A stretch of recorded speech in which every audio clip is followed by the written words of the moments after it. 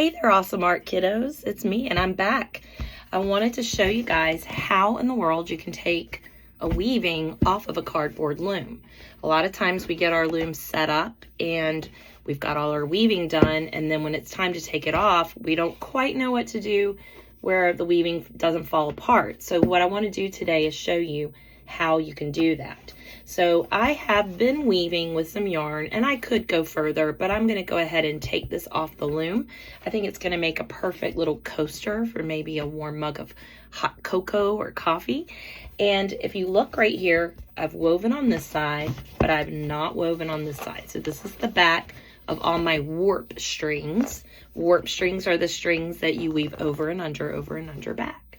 So let me show you how this is done. All right, let's get going. All right, so this is the front side of my loom, and what I'm going to do now is flip my loom onto the back, and I'm going to cut all of these warp strings. I'm going to kind of just cut them right along.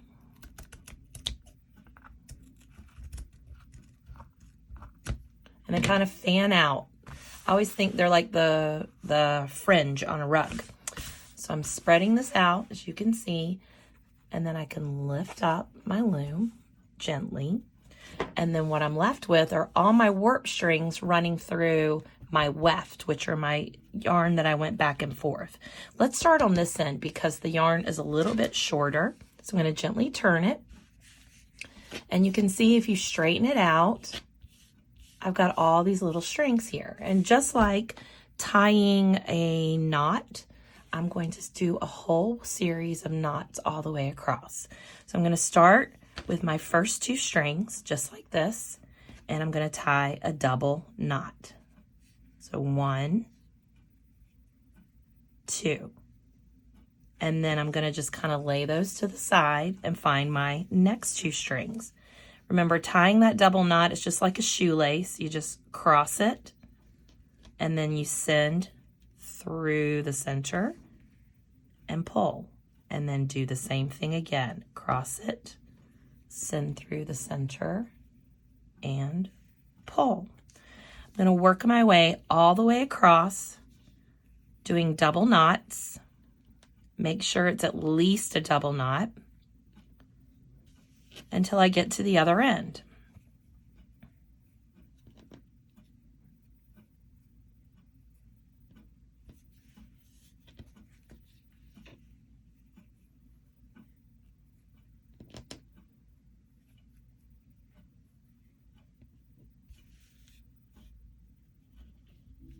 Oh, a little string came down. I'm not going to panic.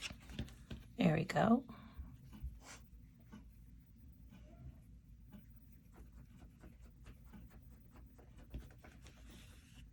Oh, I'm glad this happened to me because this might happen to some of you guys sometime. If you notice, I'm left with an odd number of strings, 1, 2, 3. So I'm not going to freak out about that. I'm just going to take the first two strings, tie them in a little knot, double knot, and then I'll just take one of those strings that I just tied and tie it to the last one. So this one's kind of getting, these are going to be triple friends. And there we go. I made it all the way across. If I want to trim these, I can just do a little snip. You do want to be very careful. You don't want to cut super close to the knot because then you could accidentally cut the knot and then there won't be enough yarn for you to retie. So I'm just going to do a little trimming. Another option you could do is instead of trimming these, you could leave a little fringe, or you could use this to hang on some kind of a stick. I don't have a stick, but you can see how if you tied around a pencil, it would drape down and be like a beautiful, beautiful way for that to just hang. Now, over here, these strings, when I gently rotate, these are super, super long. Look how long they are. I do not want to deal with tying double knots with all of this nonsense. It's just too much. So I'm going to cut these a little bit shorter just to make life a little easier. And then I am ready to tie my other side.